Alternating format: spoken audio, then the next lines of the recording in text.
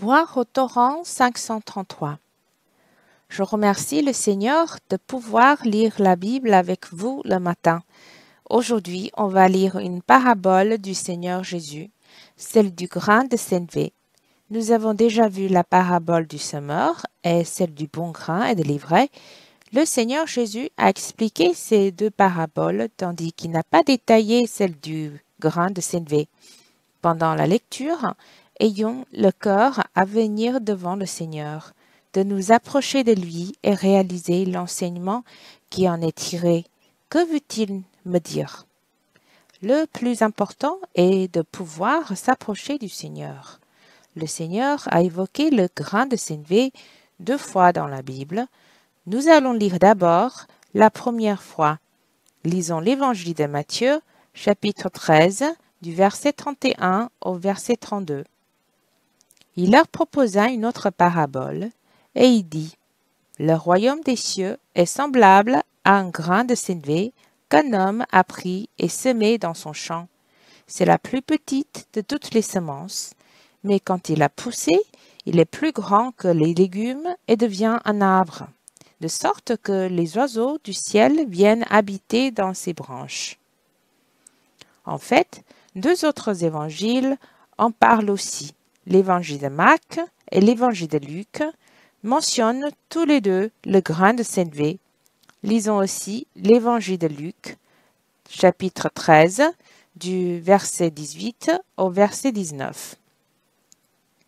Il dit encore, « À quoi le royaume de Dieu est-il semblable? Et à quoi le comparerai-je? Il est semblable à un grain de sénévé qu'un homme a pris et jeté dans son jardin. Il pousse, devient un arbre, et les oiseaux du ciel habitent dans ses branches. » La deuxième fois où le Seigneur Jésus a parlé du grain de sénévé, c'était quand il descendait de la montagne après sa transfiguration. Ses disciples n'ont pas réussi à aider une personne dont l'enfant était possédé. Ils n'arrivaient pas à chasser les esprits impurs. Ses disciples sont venus lui demander pourquoi il n'arrivait pas à chasser le démon. À ce moment-là, le Seigneur Jésus a mentionné le grain de sénévé pour la deuxième fois et il avait comparé à la foi. Lisons ce passage dans l'Évangile de Matthieu, chapitre 17, du verset 19 au verset 20. Alors les disciples s'approchèrent de Jésus et lui dirent en particulier, « Pourquoi n'avons-nous pu chasser ce démon? C'est à cause de votre incrédulité, leur dit Jésus. Je vous le dis en vérité, si vous aviez de la foi comme un grain de sénévé, vous diriez à cette montagne, transporte-toi d'ici là, et elle se transporterait, rien ne vous serait impossible. » Je vais partager avec vous mon sentiment après la lecture de ces passages. D'abord, le grain de sénévé est vraiment quelque chose qui est connu pour être petit. Si un grain de sénévé est mentionné 2 fois ici, c'est aussi lié à sa petite taille. Il n'est pas le grain le plus petit du monde, mais est quand même très petit parmi toutes les semences. On dit qu'il mesure 1 millimètre seulement. Il est donc vraiment discret. Dans les textes des Juifs de l'époque, les grains de sénévé sont décrits comme très petits et discrets, dont le sens est insignifiant. Je suis très émue car nous sommes en effet insignifiants dans ce monde, avec rien de particulier. Peut-être que personne ne va croire que nous serons très accomplis et glorieux à l'avenir, ou encore contribuons beaucoup à ce monde. Très précieux que Dieu est apparu dans notre vie. Lorsqu'on croit en lui et compte sur lui, waouh, notre vie connaît un nouveau départ. Le Seigneur Jésus a comparé un grain de sénévé au royaume des cieux. Le royaume des cieux est dominé et géré par Dieu. Parce que nous connaissons le Seigneur, notre vie lui appartient. Nous avons aussi commencé petit, mais le Seigneur veut qu'on ait part à sa volonté, qu'on soit lié à lui et devenions glorieux. Notre vie devient de plus en plus abondante. En plus, vous et moi bénissons vraiment le monde. Donc mon premier sentiment et que le Seigneur nous chérit beaucoup et veut que nous soyons glorieux. Savez-vous qu'en fait, un grain de sénévé ne devient pas un arbre qui peut devenir très grand et pousser des branches pour les oiseaux à habiter? On peut dire que c'est impossible.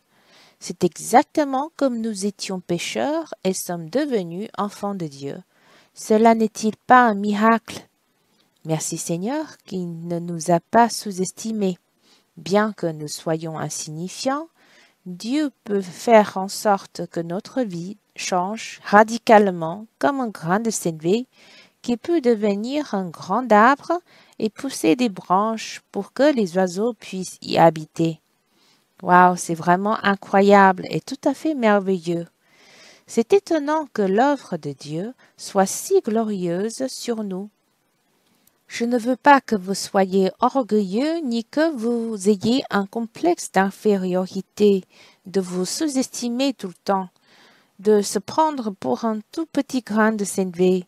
Savez-vous que vous vous croyez insignifiant tandis que Abba et le Seigneur nous regardent tous les jours. Nous sommes les plus précieux pour eux. Si vous comptez sur lui, vous deviendrez la bénédiction de ce monde. Ne vous sous-estimez plus. Chaque chrétien doit avoir une foi glorifiante.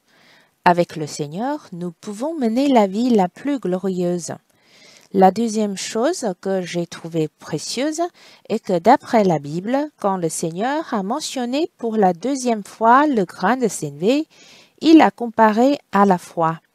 Quand j'ai relu attentivement l'évangile de Matthieu, chapitre 17, verset 19 au verset 20, je pense que le Seigneur s'adressait aux disciples en mettant en avant l'importance de la foi. En effet, le Seigneur voulait dire que les disciples devaient avoir la foi comme un grain de sénévé, c'est-à-dire qu'ils se voyaient petits et que leur capacité était insignifiante. C'est justement pour cela que nous devrions compter sur Dieu, croire en la puissance de Dieu et savoir que Dieu le peut. Croire en lui et compter sur lui ainsi. Telle est la foi du grain de sénévé. C'est un grand rappel pour moi. Je ne compte pas sur ma propre expérience, même si les gens disent « Waouh, tu es vraiment brillant ». En fait, mon talent et ma sagesse viennent de Dieu. Je compte sur lui. Ce n'est pas possible que cela vienne de moi, mais plutôt de la source. La source de ma sagesse et de ma capacité est Dieu seul. Je dois apprendre à être humble parce que ma foi doit être comme un grain de sénévé, avec une foi totale en Dieu et compter sur le Seigneur seul. Je remercie le Seigneur qu'en relisant ces passages, je renouvelle ma réflexion et comprends mieux le Seigneur. J'accepte que ma foi ne soit pas basée sur mes compétences, expériences ou encore accomplissements, mais par contre que je puisse voir que je suis insignifiant. Ce dont j'ai besoin le plus est Dieu. Ce que je dois élever est l'amour de Dieu, la puissance de Dieu. Que le Seigneur m'aide à compter sur Dieu de tout mon cœur. Que le Seigneur nous bénisse. On a encore un peu de temps pour adorer le Seigneur. J'espère que vous allez rester en silence à la fin. Si vous voulez relire ces passages de la Bible sur le grain de sénévé, vous pouvez écouter encore une fois. Lisez et méditez par vous-même et rappelez-vous de répondre. Seigneur, je te remercie d'être entré dans notre vie et de la transformer. Seigneur, nous sommes en effet insignifiants depuis toujours, pas importants. Mais merci de nous avoir élevés infiniment pour qu'on devienne une glorieuse nouvelle créature. Tu nous as vraiment commissionnés pour accomplir ta glorieuse volonté avec toi. Seigneur, que nous ne nous sous-estimions pas parce que tu ne nous sous-estimes pas. Tu fais un grand cas de chacun d'entre nous. Tu chéris chacun d'entre nous. Seigneur, encourage-nous pour qu'on ose faire de grandes choses pour toi et avoir une vie glorifiée. Seigneur, que nous puissions toujours compter sur toi au lieu de compter sur notre intelligence ou notre capacité humaine, que nous puissions compter sur toi complètement. Seigneur, aide notre foi, que nous ayons la nourriture de la foi tous les jours, venir devant toi et apprécier profondément ton amour et ta volonté pour nous, tes paroles. Seigneur, suscite-nous dans cet âge à bien comprendre ta volonté, être proche de toi, être un bien-aimé qui a la foi pour te ravir le cœur. Que tu nous bénisses.